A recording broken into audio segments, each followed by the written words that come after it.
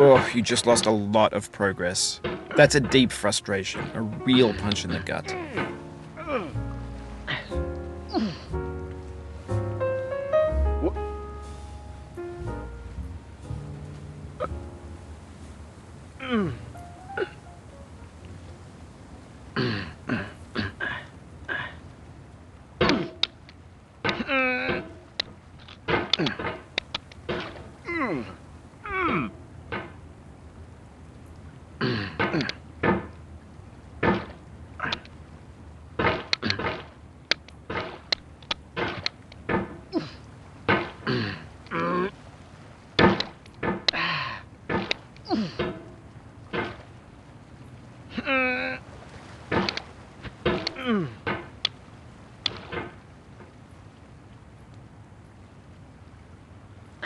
There's no feeling more intense than starting over.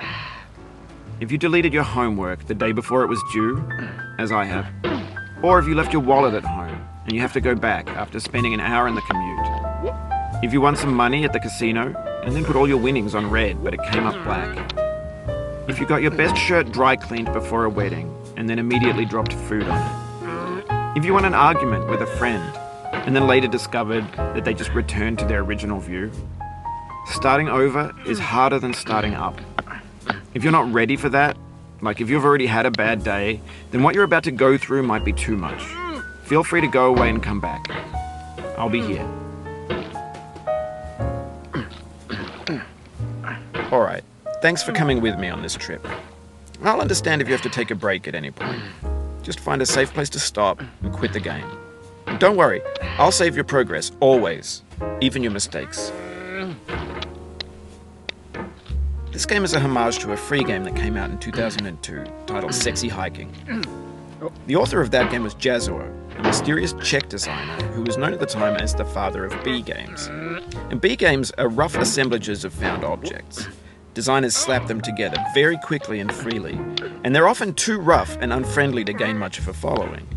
They're built more for the joy of building them than as polished products. In a certain way, Sexy Hiking is the perfect embodiment of a B game. It's built almost entirely out of found and recycled parts, and it's one of the most unusual and unfriendly games of its time. In it, your task is simply to drag yourself up a mountain with a hammer. And that act of climbing, in the digital world or in real life, has certain essential properties that give the game its flavor. No amount of forward progress is guaranteed. Some cliffs are too sheer or too slippery. And the player is constantly, unremittingly in danger of falling and losing everything.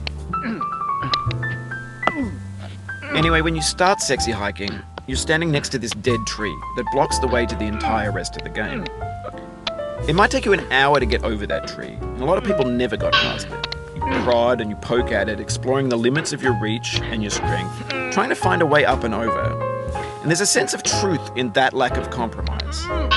Most obstacles in video game worlds are fake.